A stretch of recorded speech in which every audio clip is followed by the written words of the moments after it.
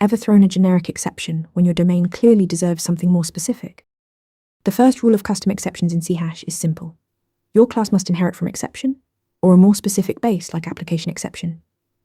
This inheritance gives you standard exception machinery, stack traces, message handling, and the ability to be caught by any catch block targeting the base type. Once you have your class declaration, you need constructors. And here is where most beginners stumble. The pattern is calling the base exception constructor using the colon-base syntax. A no-argument constructor can supply a default message. A single-argument constructor receives a message string and passes it to base. The two-argument form also accepts an inner exception, forwarding both to base. That inner exception overload is critical. It lets callers wrap a lower-level exception inside yours, preserving the original error up the call stack. For production-grade exceptions, follow 3 practices.